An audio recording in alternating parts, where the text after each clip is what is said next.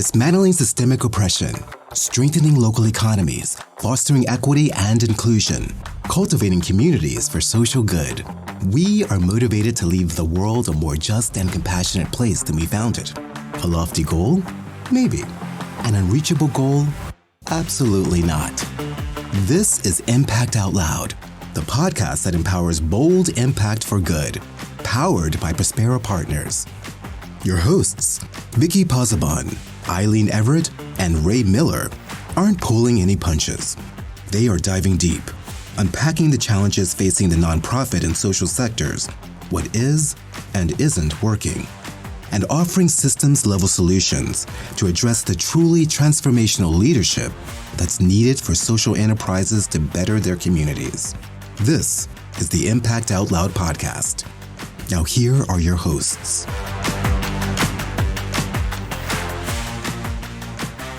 Hey everybody, welcome to Impact Out Loud, the Prospera Partners powered podcast. I love saying that. It's my warm up for being on the podcast. So it's the vocal warm up. Thank you for being here with me. I'm Vicky Pozzebon, your host, and Ray Miller is here, and Eileen Everett, and we're going to get right into it. So, how are you, Ray?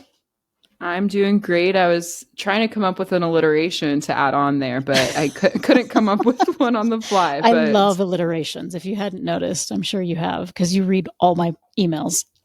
Yeah, I think I used that in an email the other day of like rough report something. But anyway, doing well. Happy to be here and dig into the conversation. Eileen, how are you doing? I am feeling not nearly as creative as the two of you today, but ready to dig into our conversation as always. So going to pass it back to you, Vicky, to see if there's anything else that you want to share about how you're feeling, what you're thinking about. I'm feeling a little goofy today. I don't know what's gotten into me. Maybe it's my second cup of really strong tea. I'm feeling good, optimistic, and feeling like ready to rock and roll. You know, just kind of like ready for the new year, ready to get out there and do new stuff. And yeah, things are good. But we have an important topic today. So let's get into it, right? Eileen, what do you have on your mind that you want to talk about today? Yeah, so we're going to build off of our last episode where we dug into really thinking about what do we want to cultivate. So often we get in the mindset of what's broken and old and not working, and how do we actually shift that and put energy and creativity and thought into building new things and exploring what's possible. And today's topic is really linked to that, which is really thinking about leadership and leading through difficult times. So I'm sure we all can agree the world has been a challenging place the last few years. We've seen societal changes happening in unprecedented ways that none of us have ever experienced in our lifetimes. And that heaviness and challenges that keep coming up, how can leadership actually move us through these times in maybe the most healthy, productive way possible? So we're going to dig into leading through difficult times. So I'm going to see if either of you have a direction you want to start us off in of what leadership might look like through difficult times, or any advice or things that you can think about for leaders to be able to move through this in a productive way. Well, I'd love to jump in again, pulling from our last conversation of just bringing in that thread of creativity, but also like what are the environments we want to be in and what do we want that to feel like? And just naming again that if we don't do that kind of like line of questioning for ourselves, we might just default back to what we know, right? We might default back to traditional styles of leadership and really not think ahead to like how we want spaces to feel, how we want to be supportive, things like that. So I'll start there, if that's bringing anything up for you too. Yeah, for sure. I was providing a little bit of one-on-one support for someone who went through one of our programs recently, our Emerging Leaders program for nonprofit professionals. And, we were talking about her skills and her resume and, what does she think about what does she want to do next? And not really identifying herself as a leader. But we got into a deep conversation around what kind of work she wants to be doing, what comes next, what is the organization that she wants to work for feel like, and how can she fit into that new culture, new organization, whatever it is that she's sort of conjuring up, and how can she bring forward those leadership skills that we started to identify in a new position, in a new place, in a new way. So, that kind of got for me, like, kind of brought up like starting an inventory of our own skills and experience as leaders, even though we don't call ourselves leaders all the time. A lot of folks don't think of themselves as leaders, and yet they do exhibit such strong skills, personalities, and I'm talking about conscious leaders, not the unconscious, mindless ones, but the ones who really do know how to be in community, do the good work, cultivate that within others, and support others in doing that good work too, and providing leadership or leading from the side or stepping away if necessary and letting someone else step up into the role. So anyway, that's a lot, but taking an inventory of what really does make us a leader, I think, is an important first kind of step, right? And I think adding to that, this is a good opportunity to bring in transformational leadership and that I, we, it framework.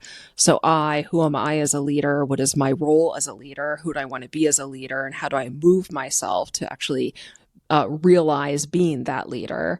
The we, who are we as a group? How do we work together? What are our relationships? How do we deepen trust in relationships? And then the work itself, whether that's doing programming or transforming a nonprofit organization, or even doing systems level change for the nonprofit sector to allow the sector to be more equitable and just and be different than what it is today. I keep coming back to this idea of, I and we in particular. And I think when we face challenges and difficult times, it's really easy to jump to the work, to the it.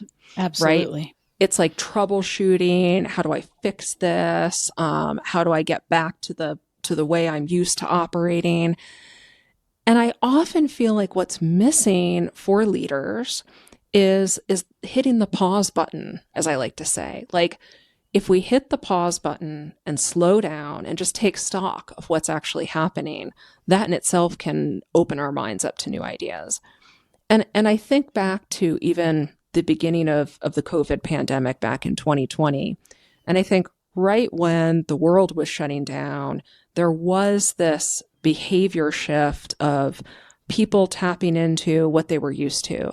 As a leader, I need to troubleshoot this. I need to fix it. I mean, how are you going to fix a global pandemic as one individual? I don't know.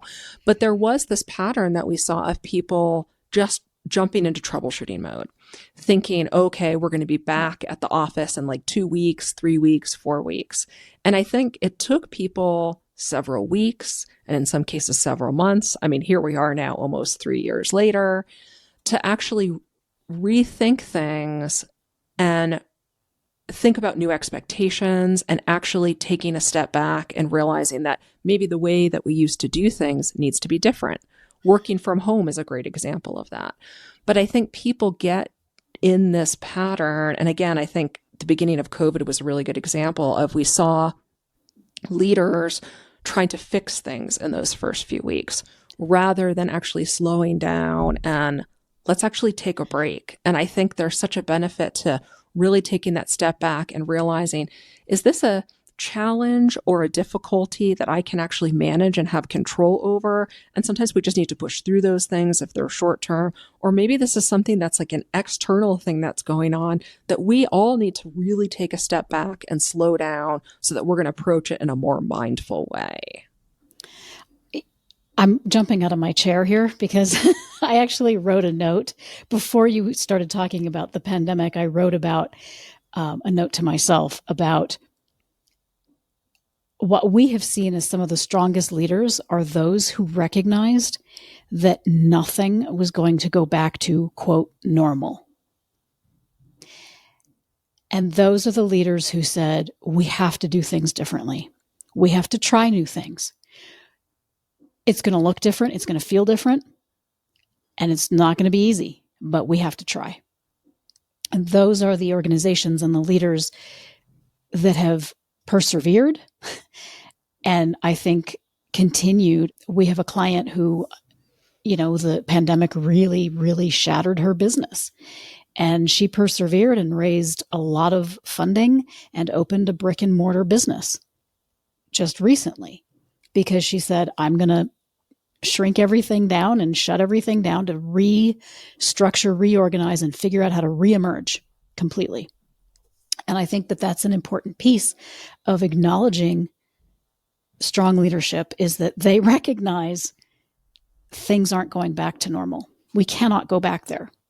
Yep. And I think this comes back to what we keep bringing up of this like unknown factor, right? People are fearing the unknown, thinking that there's this like normalcy where we're turning to, but that unknown and that constant change. I mean, if we're being true with ourselves, that's life, right? I feel like that's almost how it's always been. We're just dealing with it in an extreme right now and how we're coming out of that. I'm also taking notes on the side here and I'm trying to put all my thoughts together, but things were coming up too. Even as you were talking, Vicky, the framework we use a lot of like stepping up, stepping away, stepping to the side.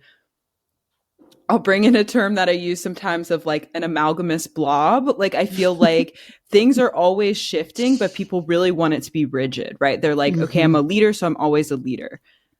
We don't have that belief, right? Like sometimes it's the time for you to step up and step into that leadership. Sometimes you recognize that in someone else and you're like, okay, I'm going to be next to them, but I'm going to let them take the lead and I'm here to support them. Or something's not working. You're like, you know what? I've put in my time. I've put in my energy. And it's not working anymore. I think my energy is best used somewhere else. And that's me stepping away. So I feel like there's something here too around breaking down that rigidity. That's why I said like amalgamous blob. Things are always shifting, right? I won't go into it here, but we use frameworks like the 5 C's and there's elements of context and consciousness and all of that. And if we're using those layers of interrogation, we do see it's always shifting, whether it's the organizational space, the relationships we're navigating, or the present moment that arises, it's going to keep shifting. So we have to be okay with like breaking down that rigidity and knowing sometimes it's that time for me to step up. Sometimes it's someone else's space. And one last thought I'll bring in is I think about it a lot as a millennial. I think of millennials as kind of a bridge between the youth and what's coming and the systems that have been in place. And I think you guys relate to as Gen X. Like, I think we share kind of this in between of being able to humanize the folks, older and respect what's been in place or these different things, but also being able to step into that in-between space of kind of seeing both sides. Because I feel like you also are seeing youth very like disengaged or disappointed and frustrated. So I also feel this level of like leadership responsibility of like, no guys, like we're in this together, let's do it. And showing it's not like all bad on the other side, right? So I don't know, there's just like all these factors of malleability where again, we're like stepping out of that rigidness that we're used to. Mm-hmm. I want to just pause here to acknowledge an appreciation and thank you to Ray for naming Gen X as the forgotten generation. We often joke about how often people reference boomers and millennials and Gen Z and often literally leave Gen X out of the conversation. So as a Gen Xer, thank you so much for not forgetting us. As a latchkey kid, I just want to say thank you for seeing me. Feel so seen. And to bring it back, to what you were saying too, Ray, around energy and the roles that we play. And I think about it a lot in terms of capacity. So I'm going to do a little bit of a reframe here of also bringing in this idea of capacity and building capacity. And I always love how Vicky brings us back in conversations to this question around what am I willing to let go of? And I think that gets so lost in the conversation when we face challenges or are in difficult times, which is hitting the pause button And what are we willing to let go of? Because when we're trying to continue to do all the things, then we're not effective in doing anything. Oh, And I it's think like trying to hold sand in your hand, right? yeah, and it's like stop doing that. And how do we actually create some space for ourselves? I mean, I think so often building capacity is referenced as hiring more staff, having more money, having more resources. Well, you can actually have more resources for yourself if you slow down and stop doing some of the things that aren't working. And I think that's just, people just don't even think about that. And when we're in a challenging or difficult time, and I think this goes back to thinking about how organizations and businesses that have been really successful during COVID, how they have transformed, is also letting go of what used to be, how people used to do things. And I often see leaders, or I should say people in leadership positions, because again, we're differentiating in terms of what we mean by leadership as taking action in the work that we do. But I think people in decision-making positions are like, no, we need to keep doing the things that we were doing. No, like you can't do that and create and cultivate something different and tend to the challenges that are in place today. So I think that is this like huge piece that often is left out of the conversation around slowing down and taking stock and also realizing, what do I not have to do? Is there a grant that we were fulfilling that maybe isn't as relevant right now because the world has changed and maybe we shouldn't do that right now? Maybe we should reach out to the funder and say, this isn't working. And can we either reappropriate the funds or give the funds back so we can focus our energy on other things? And I think about my own experience working in nonprofits, and sometimes, and I'm going to link it specifically to funding, sometimes the biggest funding challenges forced innovation in a way of like, we have to do it differently now. And by letting go and saying, I'm not going to keep doing things this way because this is what the funding dictates that we're supposed to do, I'm going to let go of that and take that risk. More funding then came in because we were doing things differently and doing it in a more impactful way. Yeah. When I was an ED of a nonprofit, it was all about control for me. I was in control. I was in the driver's seat. I was the one making decisions. And I couldn't, right? At some point, my capacity level was like maxed out. My tank was empty. And my engine was dying, essentially.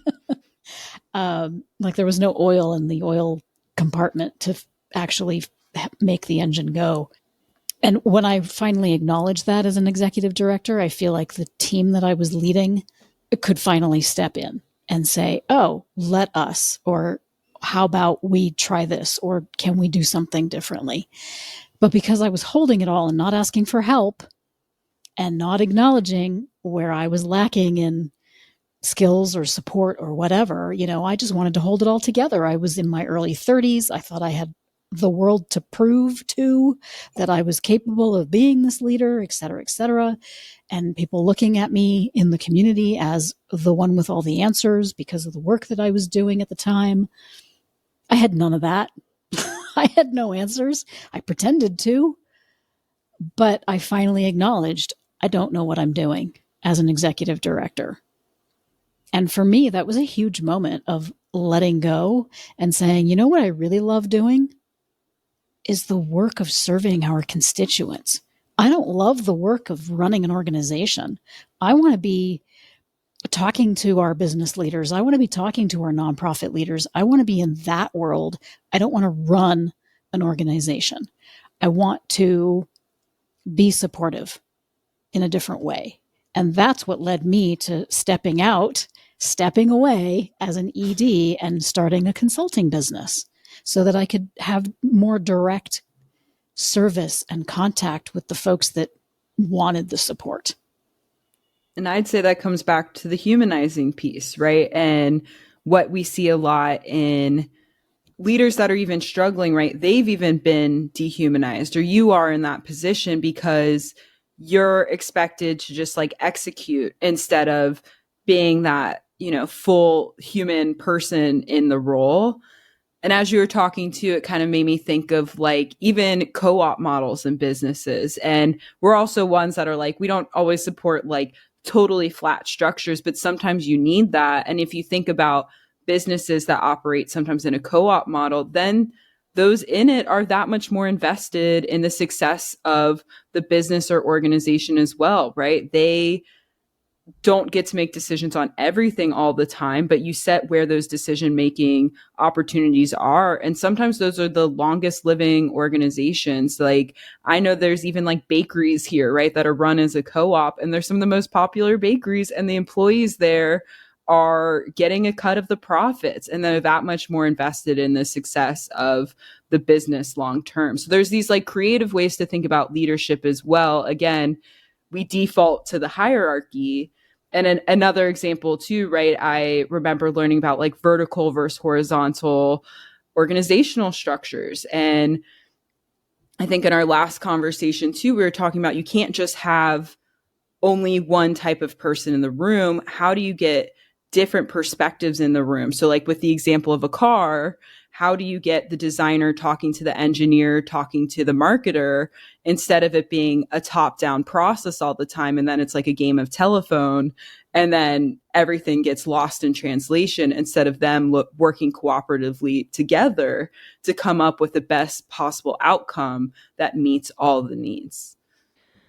And I want to connect some dots here too, based upon what you both just shared, of really thinking, and I'm going to bring it back to capacity, of I think a pitfall that I see happening in the world right now is thinking about leading through difficult times. I think a lot of people are opening up their eyes to different leadership structures, different decision-making models that exist, which is really great and needed.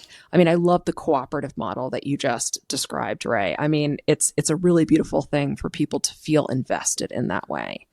And the pitfall that I see is that there is, I think, this expectation that's being held of, we're going to try a totally different leadership model, and we're going to continue to do everything that we're doing in the ways that we're used to doing it. And the capacity piece comes into play, that when we're trying different things, like different ways of making decisions in a more shared way or a flatter leadership structure, that takes resources to actually do things differently and not just put words on a paper that say, yes, here's what we now have a shared leadership model. That doesn't mean you actually have it. It means you have it written down on a piece of paper. The actual practice of those things takes resources. And I think one of the pitfalls I've seen over the last 12 months or so is a lot of conversations around co-directorships and shared leadership. Well, what are you letting go of to build your capacity to put resources into being thoughtful and intentional about doing those things? Because I think when we face difficulties and challenges, it can open the door for so many opportunities. But if we're not mindful about it, if we're not thinking about our own resources and being really intentional in having enough resources, and not just money, I mean our own time, our own energy to build things together, then how could we ever be successful then? It goes back to our last episode, even talking about nature metaphors of, it's then the expectation that you're going to plant a seed and it's going to grow. Well, what about the soil? What about watering it? What about the things that need to happen to create the conditions to allow that plant to actually grow? And sometimes we are the plant, and we need to tend to ourselves. Yes. So, Vicki, that might be a really good segue to move us towards closing out this episode. And I want to look to both of you, and I'm going to start with Vicki first. What piece of advice or wisdom do you want to share around leading through difficult times? Oh, well, I guess I'll leave it with, tend to yourself, because we often forget about our own self-care. And I know self-care has been thrown around a lot, especially through the pandemic. Like, we have to take care of ourselves, put the mask on first. Yes, I believe all of those things, but we need to tend to ourselves in a way that supports ourselves. So, I'm a proponent of the bubble bath, please. Lots of bubble baths. That's what I do. That's a form of self-care for me. But I also know that I love to learn. So I'm constantly seeking ways of learning in order to improve myself and my leadership. And that's an important way to tend to who I am. Thank you for that. How about you, Ray? Yeah, I'm really kind of swirling around people who are maybe younger or maybe haven't been in traditional leadership positions to maybe think about what that might look like or to examine leadership styles. And I just say that even speaking to myself, right, as somebody who's really not been in traditional leadership positions in the past. And fortunately, I've been grateful and to you two to help me step into my own leadership more. But I think when we've been in admin roles or we've had lower level positions or things like that, we might set ourselves back as leaders because we don't see ourselves in that way. To what you were saying before, Vicky, right? Speaking with someone who is like not seeing themselves as a leader. I think there's something there to really examining what that might be for you and how you might be able to step into that. And again, that doesn't have to be all the time. Just where are those moments it makes sense for you to really step into that leadership and know when you don't want to as well. But right, things are constantly shifting. We're getting older. We're accumulating more responsibilities and things like that. So I feel like it's a really valuable piece to examine. And I'm going to steal from both of you. I'm going to take both of your ideas and combine them into one. So I think for me, when I feel a difficulty or challenge is really present, I think that pause of, Vicky talked about bubble baths. For me, it's actually shutting everything down and going for a walk. Mm-hmm. So it's like, I'm going to hit pause. I don't need to navigate this right in the moment. I'm going to take a little bit of time. And it might just be 10 minutes. And to bring what Ray was saying in, I truly believe in the power of youth.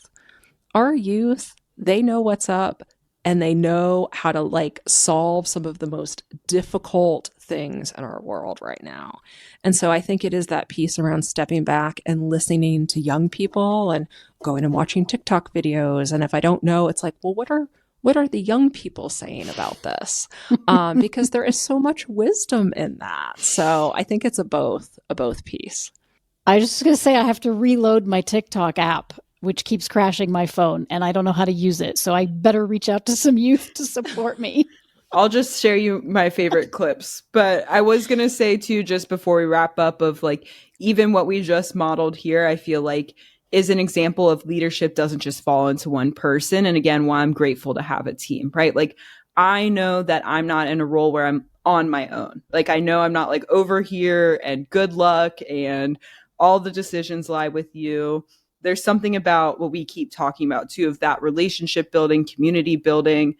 We don't want to create a world where it all falls on one person, and we can see how harmful that is, right? So creating this kind of, it doesn't have to exist as a co-directorship, but knowing that we can share that leadership, that knowledge, and you're not alone in navigating uncertainty. Thanks, Ray. I appreciate you both so much for being the leaders that you are. And sometimes I just know that you're both so much smarter than me in so many ways. And I'm just so appreciative of that. So thank you both so much for today. Thank you, Aileen, for leading us through this discussion. I really appreciate it. And thank you all for listening to us. I hope you'll listen next time on our podcast.